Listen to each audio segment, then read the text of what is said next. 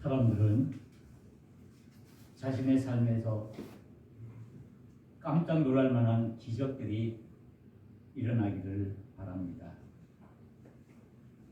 내 삶의 주변에 정말 놀랄 만한 기적이 일어나면 얼마나 좋겠습니까?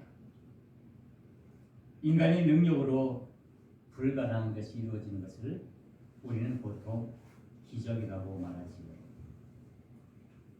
도무지 일어날 수 없는 그런 일들이 실제로 내 삶 속에, 내 생활 속에 일어나는 것, 바로 기적입니다. 우리 주변에 많은 기적들이 일어났다고 사람들은 말을 합니다. 그러나 그 기적은 과연 우리들에게 무엇을 주고 있을까요? 성경에도 보면은 많은 기적의 이야기들이 있습니다. 그래서 우리는 보통 이 성경을 가리켜서 기적의 책이라고도 말하기도 합니다. 그 많은 기적의 내용들을 보면은 우리가 먼저 구약 성경을 보면은 홍해 바다가 갈라지고, 그리고 하늘에서 만나와 메추리가 내려와서 이스라엘 백성들이 40년 동안 광야에서 그것을 이스라엘은 양식으로 그들을 먹는 기적이 있었고, 또 가나안 땅에 들어가서는 여리고성이 무너지는 그런 기적을 경험하기도 했습니다. 그리고 더 나아가 보면은 나만 장군이 문둥병에서 고침을 받는 기적, 즉 요단강에 들어가서 7번 몸을 씻고 나오니 몸이 깨끗이 낫는 기적을 얘기하고, 보면은 예수님께서 많은 병자들을 고쳐주는 기적을 행하셨습니다. 눈먼 자의 눈을 뜨게 하고, 그리고 말 못하는 자들의 입을 열어주고, 그리고 심지어 죽은 자를 살리시기까지 하는 그런 기적들을 보여주셨습니다. 그리고 우리가 잘 아는 물이 포도주로 변하는 기적도 우리가 성경을 통해서 보고 있습니다. 성경에는 이렇게 많은 수많은 기적들이 있습니다. 그 기적 중에 신약 성경에서 가장 먼저 일어난 기적이 어떤 기적일까요? 오늘 우리 함께 읽은 이 마태복음 5절에 있는 말씀은 우리 예수님이 탄생에 대해서 이야기하고 있습니다. 18절을 이렇게 시작하고 있습니다. 예수님의 나심은 이러하니라. 예수님이 태어나신 그 사건을 이야기하고 있습니다. 그런데 우리가 이 예수님의 탄생의 이야기를 우리가 기적의 눈으로 볼 수 있어야 합니다. 성경에 수많은 기적들이 있고, 이 세상에서도 많은 사람들의 수많은 기적들이 일어난다고 말하지만은, 그러나 그 중에 정말 기적 중의 기적은 무엇일까? 성경은 이 기적을 이야기하고 있습니다. 바로 그것이 오늘 이 마태복음 1장 18절에서 25절에 나오는 예수님의 탄생의 그 사건이야말로 기적 중의 기적이라는 사실입니다. 쉽게는 예수님께서 성령으로 잉태되어 태어났다는 것, 바로 이것이 기적이라는 사실입니다. 예수님께서 이 나심의 과정을, 그리고 예수님이 이 땅에 오신 그 목적을 오늘 본문을 통해서 잘 말씀해 주고 있습니다. 오늘 본문처럼 예수님은 마리아와 요셉 사이에서 태어났습니다. 그러나 이 요셉과 마리아는 정혼하지 않은 상태에서, 그리고 이 마리아는 동정녀 상태로 이 예수를 낳았다라고 말씀하고 있습니다. 이것은 우리가 그냥 일반적인 관점에서 보더라도 기적이죠. 한 남자와 한 여자가 결합하지 않고 한 생명을 탄생시켰다는 것. 이것은 성경밖에 말할 수가 없는 거죠. 다른 어떤 일반적인 상식이나 일반적인 과학에서는 도무지 말할 수도 없고 증명할 수도 없는 그런 일이 이 성경에서는 이제 일어난 것인데 바로 그것은 성령에 의해서 이루어졌다는 사실입니다. 그러기에 이것은 이 예수님의 탄생과 예수님의 나심은 기적 중에 기적이라는 사실입니다. 그런데 이 예수님의 나심은 단순히 한 인간이 태어나는 것만을 의미하지 않고 거기에 더 깊은 의미가 있기에 이 사건이 기적이 되는 것입니다. 그것은 오늘 우리 전원께서 기도하시는 중에 기도하셨는데 하나님이 사람이 영광을 다 버리시고 낮고 천한 이 땅, 이 세상에 오신 것, 하나님이 사람이 되었다는 것, 이것을 우리는 보통 우리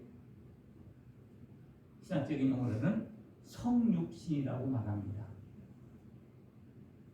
하나님이 사람이 되었다는 것, 즉 성령의 역사로 말미암아 하나님께서 인간의 몸을 입으시고 이 세상에 오신 것, 이것이야말로 기적이라는 사실을 오늘 말씀하고 있습니다. 우리가 도무지 상상할 수 없는 온 우주 만물을 지으신 천지 창조주 하나님께서 나와 같은 인간의 몸을 입으시고 인간이 되시기 위해서 이 땅에 내려오셨다는 사실입니다. 그런데 이 일은 우연히 일어난 그런 일이 아닙니다. 이미 하나님께서 미리 계획하시고 작정하신 그 뜻에 따라서 하나님의 섭리에 따라서 그리고 하나님의 능력이신 그 성령에 의해서 이 성육신 사건이 일어나게 된 것입니다. 그렇다면 왜 하나님께서 이 성육신 사건을 일으켰을까요? 왜 하나님께서 친히 인간의 몸을 입으셨을까요?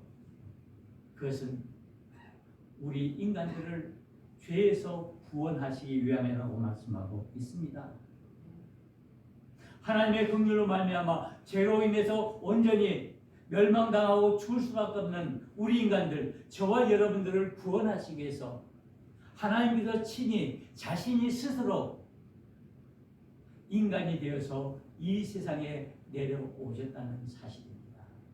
바로 이것이 성육신 사건이며 예수님의 탄생의 이야기입니다.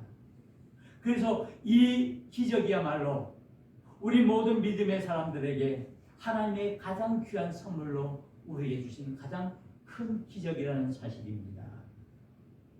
우리는 이 사실을 믿음의 눈으로 바라봐야 합니다. 우리가 세상적인 관점이나 어떤 세상적인 시각으로 이 예수님의 탄생의 사건을 보면은 하나의 허황된, 하나의 동화 같은 꾸며낸 그런 이야기로밖에 들릴 수가 없습니다. 이 세상에 정말 상식적이고 정말 과학적인 논리를 가진 사람이라면 이 이야기를 보고는 웃을 수밖에 없는 그런 일이지만은, 그러나 우리는 믿음의 눈으로 이 예수님의 탄생의 사건을 볼 때 이 사건이야말로 하나님께서 행하신 놀라운 하나님의 능력의 사건이며 성령의 역사의 사건이며 이것이야말로 기적 중에 기적임을 우리에게 잘 보여주고 있는 것입니다. 믿음이 아니면 도무지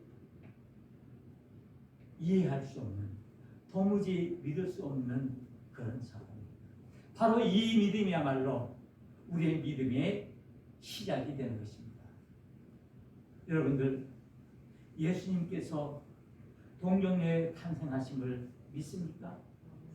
우리는 날마다 신앙 고백을 통해서, 사도신경을 통해서 우리는 이 사실을 늘 고백합니다. 그런데 이 고백이 우리의 입술의 고백이 되어서는 안 되는 말씀입니다.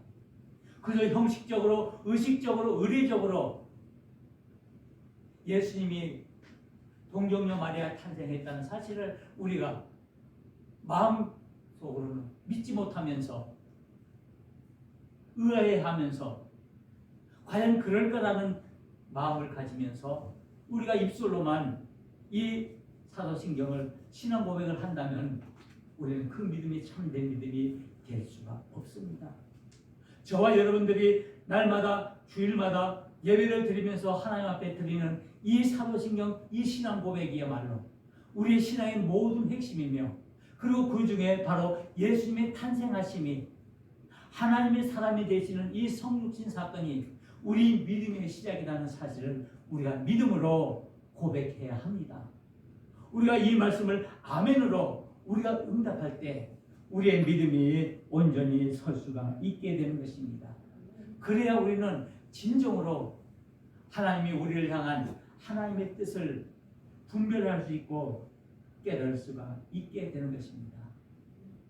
왜 하나님께서 친히 인간의 몸을 입으시고 이 땅에 오셨습니까?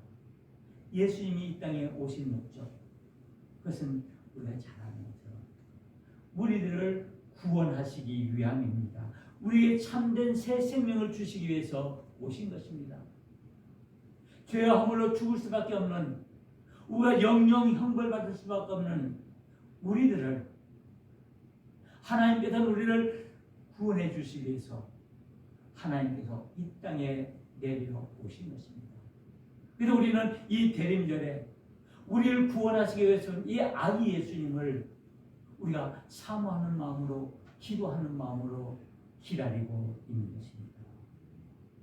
그런데 중요한 것은 이 하나님께서 왜 친히 인간의 몸을 입으시고 이 땅에 오셨을까요? 무엇 때문에? 바로 하나님께서 저와 여러분들을 사랑해 주시기 때문입니다. 사랑 때문에 하나님께서 친히 인간의 몸을 입으신 것입니다. 하나님의 그 긍휼하심이 저와 여러분들을 구원하시기 위해서 그 하나님의 사랑으로 말미암아 우리가 구원함을 받게 되는 것입니다. 우리가 하나님께 구원 얻은 것은 어떤 대가를 지불하거나 하나님께 그 어떤 뭐를 보답했기 때문에, 어떤 조건 때문에 우리가 구원함을 받는 것이 아니다. 온전히 하나님께서 저와 여러분들을 사랑해 주시는 그 사랑, 그 무조건적인 사랑 때문에 저와 여러분들이 구원받는 줄 믿습니다. 그러게 우리는 이 은혜에 감사와 감격할 수밖에 없는 것입니다. 그런데 오늘 이 마태복음에 있는 말씀을 통해서 성육신하신 그 하나님이 우리를 구원하시기 위하면서 우리에게 보여주신 그 사랑을 우리에게 말씀하고 있습니다. 그래서 21절에 보면은 아들을 낳으니 이름을 예수라 하라. 이는 그가 자기 백성을 그들이 죄에서 구원할 자이십니다. 말씀하고 있습니다. 바로 하나님이 예수님이 되었다는 사실입니다. 이것은 우리를 구원하시기 위해서, 하나님의 구원의 그 자리로 우리를 영접하기 위해서 우리를 불러주셨다는 것입니다. 그러면서 오늘 본문은 계속적으로 말씀하고 있습니다.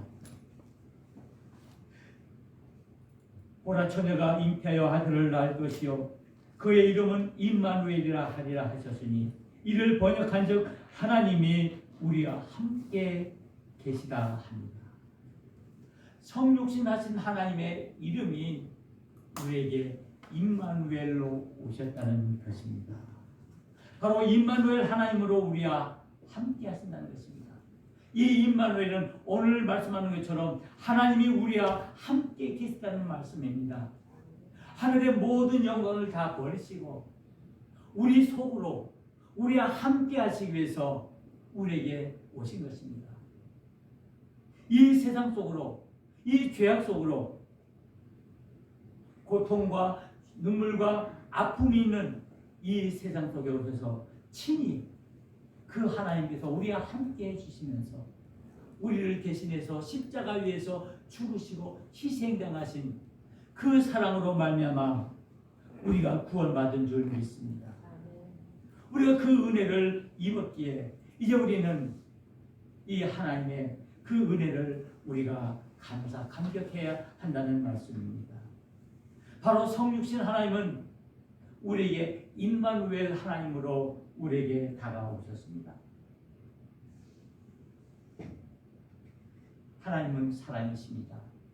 그래서 요한일서 4장 10절에 분명히 하나님은 사랑이라고 말씀하고 있습니다. 그렇다면 그 하나님의 사랑이 과연 무엇입니까?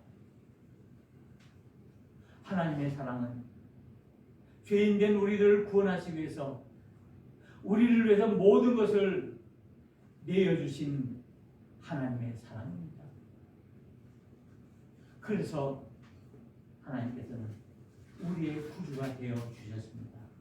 하나님이 세상을 이처럼 사랑하사 독생자를 주셨다라고 말씀하고 있습니다. 많은 사람들은 하나님을 향하여 묻습니다. 하나님께서 우리를 어떻게 사랑하셨습니까? 하나님이 나를 사랑하신 그 증거가 무엇입니까? 라고 묻습니다. 말라기의 질문이죠. 그에 대해서 우리 예수님은 말씀하십니다. 하나님이 세상을 이처럼 사랑하사 독생자를 주셨으니 내어주는 사랑이었습니다. 예수님의 그 모든 것을 피와 물 그 모든 것을 쏟으시기까지 저와 여러분들을 사랑해 주셨습니다. 그로 말미암아 저와 여러분들이 구원함을 받은 줄 믿습니다. 그리고 그 내어주는 사랑과 함께 그 사랑은 우리와 함께하는 사랑입니다. 오늘 이 마태복음에서 말씀하는 것처럼 하나님의 사랑은 우리와 함께 계시는 사랑입니다. 저와 여러분들을 위해서 오신 그 하나님은 우리와 함께 해주십니다. 그래서 우리가 어떤 상황에 있든지 우리가 어떤 처지에 있든지 우리들과 함께 하시면서 우리를 지켜 인도해 주시는 분이십니다. 우리 그리스도인이 되었다는 것은 이 하나님의 사랑을 입었다는 뜻입니다. 하나님의 은혜를 입었다는 뜻입니다. 그래서 저와 여러분들은 날마다 우리에게 베푸신 그 하나님의 사랑과 은혜에 감사하며 그 은혜 받음을 날마다 고백하며 우리의 믿음을 지켜나가는 것입니다. 우리의 믿음의 사람들, 우리가 하나님의 은혜를 입은 사람들은 무엇을 말합니까? 그 하나님이 내어주신 그 사랑과 그리고 우리와 함께 하신 그 하나님의 사랑을 우리가 친히 입었기에 이제 우리 또한 이 은혜에 감사하며 감격하는 삶을 살아야 한다는 말씀입니다. 그리스도인이라는 말씀은 우리가 그리스도인의 삶을 살겠다는 말씀입니다. 이제 우리는 어떻게 살아야 합니까? 우리가 하나님의 은혜를 받은 우리들은 이제 어떻게 살아야 합니까? 하나님께서 나를 위해서 모든 것을 내어주시고 하늘의 모든 영광을 버리시고 낮고 천한 이 죄인된 이 세상 속으로 오셔서 그 몸을 십자가 위에서 죽기까지 내어주신 그리고 우리의 그 고통과 우리의 아픔 속에서 우리와 함께 해주시는 그 사랑을 우리에게 보여주신 그 은혜를 우리가 감사해요. 이제는 우리도 이 하나님의 은혜에 감사하면서 함께하는 사랑을 해야 한다는 말씀입니다. 사랑한다는 것은 함께하는 것을 의미합니다. 우리가 가족들을 사랑합니다. 우리의 이웃들을 사랑합니다. 우리의 성도들을 사랑합니다. 그 사랑한다는 의미는 무엇입니까? 그래서 우리가 함께한다는 말씀입니다.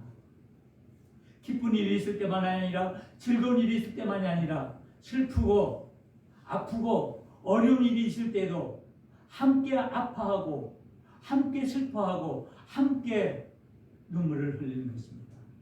그래서 참된 그리스도의 삶은 고통당하는 자들과 함께 울고 즐거워하는 자들과 함께 웃는 것이라고 사도 바울은 말씀하고 있습니다. 하나님께서 나와 함께 하듯이, 하나님께서 우리와 함께 하듯이 우리 또한 그 사랑을 입었기에 이제 우리는 함께하는 사랑을 해야 합니다. 아픔을 당한 자에게 위로를 주어야 합니다. 슬픔을 당한 자에게 격려를 해줘야 됩니다. 우리의 삶은 너무나 복잡하고 어렵습니다. 우리 현실은 너무나 각박하고 너무나 아픔이 가득한 세상입니다. 최근에 근래 우리는 코로나로 인해서 많은 어려움을 겪었습니다. 우리가 여러 세계 곳곳에서 일어나는 전쟁으로 인해서 일어나는 그 갈등들의 아픔을 우리는 맛보았습니다. 그리고 우리가 예상치 못했던 많은 자연재해들이 일어나 우리의 삶을 어렵게 하고 우리의 인류들을 어렵게 하는 일들을 우리는 몸소 겪었습니다. 너무나 절망이 가득한 세상입니다. 너무나 아픔이 가득 찬 세상입니다. 정말 신음하고 고통하고 아파하는 이 시대 속에서 우리 믿음의 사람들, 그리스도인들은 과연 우리가 어떻게 살아야 합니까? 이제 우리에게 희망으로, 우리에게 소망으로, 우리에게 기쁨으로 다가오신 그 하나님의 은혜를 입은 우리들은 이제 우리 모두 함께하는 사랑을 나누어야 합니다. 우리는 어려움 당하는 자들에게 힘이 되어줘야 합니다. 슬퍼하는 자들에게 위로하고 격려해줘야 합니다. 낙심하는 자들에게 용기를 북돋아야 합니다. 그래서 우리 믿음의 사람들은 이제 서로 함께하는 믿음의 삶을 살아야 한다는 말씀입니다. 바로 이것이 우리 그리스도인들의 삶의 태도입니다. 이제 우리가 성탄을 맞이하는 우리 주님이 오시는 그 주님의 오심을 기다리는 우리의 삶은 이제 함께하는 삶을 통해서 우리가 함께 걸어가야 한다는 말씀입니다. 먼저 이 사랑은 우리 주위에서 시작돼야 합니다. 우리 가족들에게서 먼저 시작돼야 합니다. 우리 성도들에게서 먼저 시작돼야 합니다. 그리고 우리 교회 모든 식구들에게서부터 먼저 시작돼야 합니다. 우리는 살아가면 혹시 상대방의 마음을 아프게 하지는 않았습니까? 우리는 얼마나 상대방을 위로하고 격려하면서 그들에게 용기를 주면서 우리가 살아왔습니까? 왜 우리가 이렇게 함께하고 서로 위로하고 격려해야 합니까? 우리가 이미 놀라운 하나님의 그 은혜를 입었기 때문입니다. 하나님의 사랑을 입었기 때문입니다. 하나님께서 나를 위해서 모든 것을 내어주시고 나와 함께 해주시는 그 사랑을 내가 입었기에 이제 우리 또한 내어주는 사랑을 하며 그리고 함께하는 사랑을 해야 한다는 말씀입니다. 이제 먼저 우리는 하나님과 동행하는 믿음의 삶을 살아야 합니다. 하나님과 함께하는 그 믿음의 삶을 통해서 우리가 하나님의 온전한 뜻을 깨달을 수가 있고 그 하나님의 온전한 사랑을 우리가 깨달을 수 있기에 우리가 그 하나님의 그 길을 우리가 능히 걸어갈 수 있습니다. 우리 힘으로는 걸어갈 수 없기에 우리 능력으로는 일들을 감당할 수 없기에 우리와 함께 하시는 그 하나님과 함께 동행하는 삶을 통해서 하나님의 뜻을 온전히 이루어 나가야 한다는 말씀입니다. 하나님은 우리와 함께 동행하시기를 원하십니다. 우리와 모든 길을 함께 걸어가시며 우리를 위로하시고 우리를 격려하시면서 우리를 인도하시기를 원하십니다. 또한 우리는 우리의 이웃들과 함께 동행해야 합니다.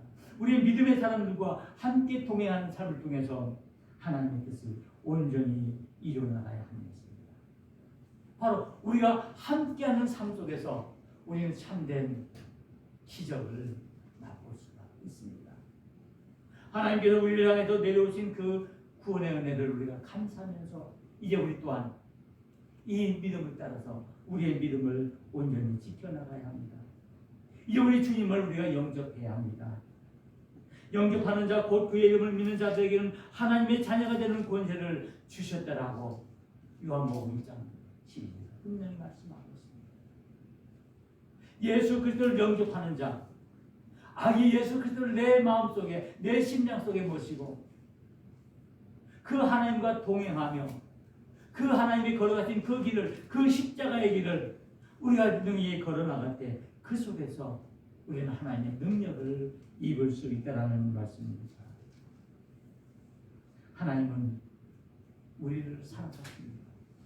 우리를 구원해 주시기 위해서 친히 하늘의 모든 영광을 버리시고 인간의 몸을 입으시고 이 땅에 내려오셔서 우리에게 임마누엘 하나님 되어 주셨습니다.